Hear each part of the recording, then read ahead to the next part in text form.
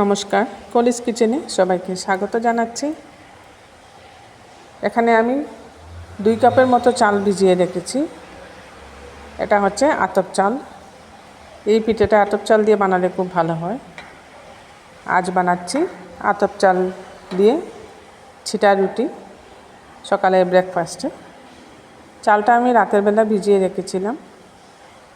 এখন খুব ভালো করে ধুয়ে একটা ছাঁকনিতে নিয়ে নিচ্ছি। জল ঝরিয়ে নিতে হবে। ছিটা রুটিটা বানানো খুব সহজ আর খেতেও খুব ভালো লাগে।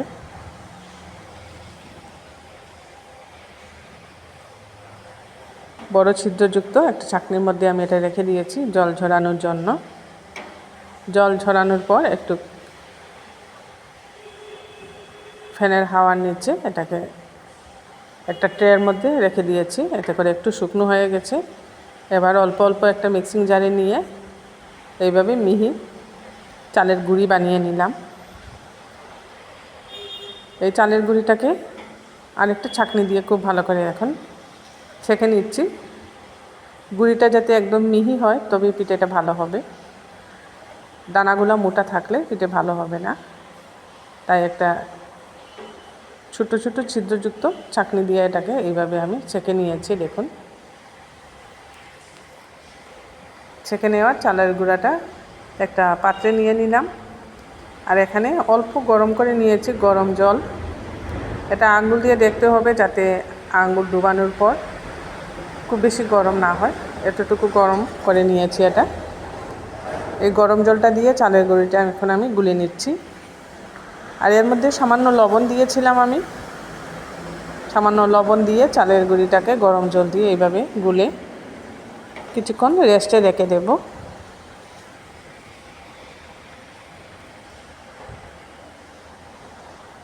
একদম পাতলা করে গুলতে হবে এই রুটির জন্য। একদম পাতলা করে নিয়েছি। এটা কিছুক্ষণ রেস্টে রেখে দিয়ে গ্যাসে একটা তাওয়া বসিয়ে দিয়েছি। এর মধ্যে সামান্য তেল দিয়ে একটা টিস্যু দিয়ে তেলটা তাওয়ার সব দিকে লাগিয়ে নিলাম। এবার একটা বোতলের মধ্যে আমি বোতলের ঢাকনাটা ছিদ্র করে নিয়ে এই চালের গুঁড়ার ব্যাটারটা ভর্তি করে আর বোতল দিয়ে এইভাবে ছিটা দিয়ে রুটিটা বানিয়ে নিচ্ছি। তাওয়ার মধ্যে দিয়ে দিলাম বোতল দিয়ে। এটা আপনারা হাত দিয়েও ছিটা ছিটা দিয়ে বানিয়ে নিতে পারেন। এটা খুব সুন্দরভাবে ভাজা হয়ে গেছে। এপিট ওপিট উল্টে এটা নামিয়ে নিচ্ছি। আরেকটা আপনাদেরকে আমি বানিয়ে দেখাচ্ছি। এটাও বোতল দিয়ে দিয়েছি এর মধ্যে তাওয়ার মধ্যে। এটাও দেখুন তাওয়া থেকে ছেড়ে আসছে। রুটিগুলো খুব পাতলা হয় আর খেতেও খুব ভালো লাগে। এটা একটা জায়গায় 4টা-5টাও খাওয়া যায়। আর এই রুটিটা কষা মাংস হলে খুব ভালো লাগে খেতে। চালের গুঁড়ার ছিটা রুটির সাথে কষা মাংস দারুণ লাগে খেতে। আজ এটা আমি সয়াবিনের সাথে সার্ভ করে নিয়েছি।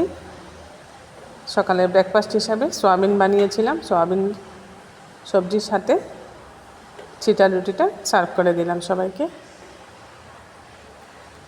আর দুপুরের জন্য বানিয়ে নিচ্ছি। ছোটো ছোটো বড়ি ছিল ঘরে 2 রকমের, একটা সাদা একটা ইয়েলো বড়ি। বড়ি দিয়ে বরবটি আলুর একটা ঝাল রেসিপি বানাচ্ছি। এই বড়িগুলা একটা হচ্ছে মুগের ডালের বড়ি, একটা কলাই ডালের বড়ি। প্রথমেই একটা আলু নিয়েছি। আলুটা একটা পিলারের সাহায্যে ছিলকা ছাড়িয়ে নিচ্ছি আলুটা।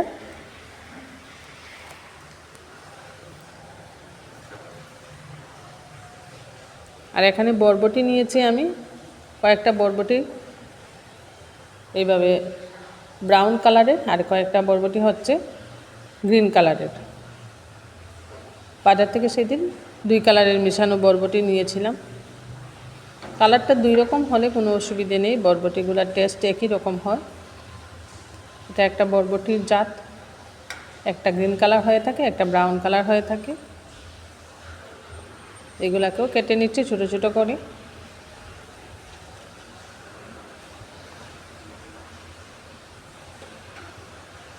এটাও নিরামিষ রেসিপি বানাচ্ছি, বরবটি আলুর ঝাল রেসিপিটা।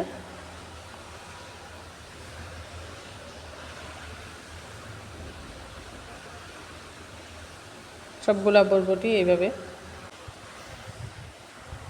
এইভাবে কেটে নিচ্ছি। বরবটিগুলো কাটা হয়ে গেছে, এগুলাকে এখন ধুয়ে পরিষ্কার করে নেব। আলু আর বরবটি। গ্যাসে একটা কড়াই বসিয়ে দিয়েছি, এর মধ্যে দিয়ে দিচ্ছি সামান্য সরষের তেল। প্রথমেই বড়িগুলাকে আমি ভেজে নেব। বড়িগুলাকে হালকা ভেজে নিচ্ছি।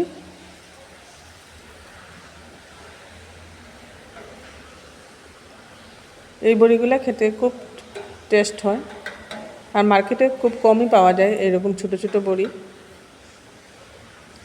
বড়ি ভাজা হয়ে গেছে, এগুলো নামিয়ে নিচ্ছি।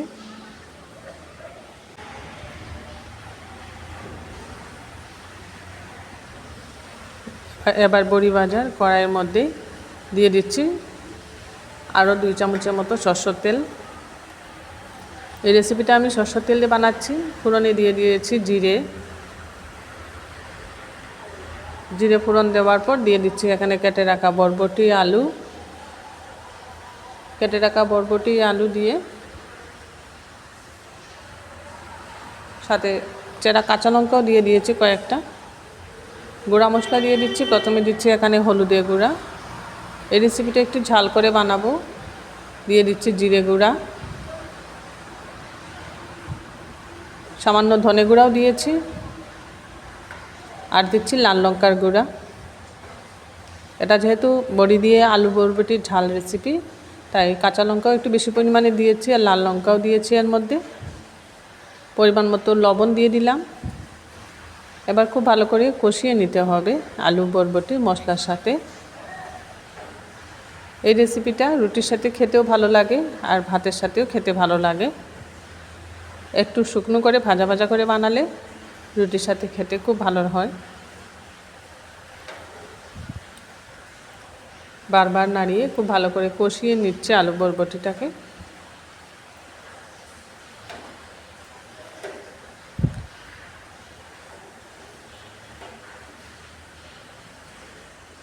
মশলাটা একটু বেশি দিয়েছি এই রেসিপিতে। মশলাটা একটু বেশি দিলে ভালো লাগবে, যেহেতু একটু ঝাল করে বানাচ্ছি রেসিপিটা। এইভাবে বারবার নাড়িয়ে নিলাম। নিয়ে এবার দিয়ে দিচ্ছি এর মধ্যে গরম জল দিয়ে কিছুক্ষণ ঢাকা দিয়ে রাখবো। কিছুক্ষণ ঢাকা দিয়ে রাখার পর ঢাকাটা সরিয়ে আবারও আমি নাড়াচাড়া করে নিচ্ছি। দেখে নিচ্ছি আলু বরবটি সিদ্ধ হয়ে গেছে কিনা। আলুগুলো সিদ্ধ হয়ে গেছে, বরবটিও সিদ্ধ হয়ে গেছে। আমাদের এখানে প্রচণ্ড বৃষ্টি হচ্ছে, তাই আমার ভয়েস ওভারের পাশেই বৃষ্টির আওয়াজও শোনা যাচ্ছে। বৃষ্টি হলে আমার এখানে ভয়েস ওভার দিতে একটু অসুবিধে হয়, নানা রকম আওয়াজ চলে আসে। হয়ে এসছে রেসিপিটা, তাই নামানোর আগে ভাজা বড়ি উপর থেকে দিয়ে দিলাম। এই বড়িগুলা নামানোর ঠিক আগেই দিতে হবে, তা না হলে একদম গলে যাবে বড়িগুলা। বড়ি দিয়ে খুব ভালো করে মিশিয়ে নিয়েছি আলু বরবটির সাথে। এবার একটা সার্ভিং বলে নামিয়ে নিচ্ছি। আমার এই 2টা রেসিপি আপনাদের ভালো লাগলে একটা লাইক করে দিবেন, আর যারা ফেসবুক থেকে দেখছেন ফেসবুক পেজটা ফলো করে নেবেন, আর যারা ইউটিউব থেকে দেখছেন কলিজ কিচেনটা সাবস্ক্রাইব করে নেবেন।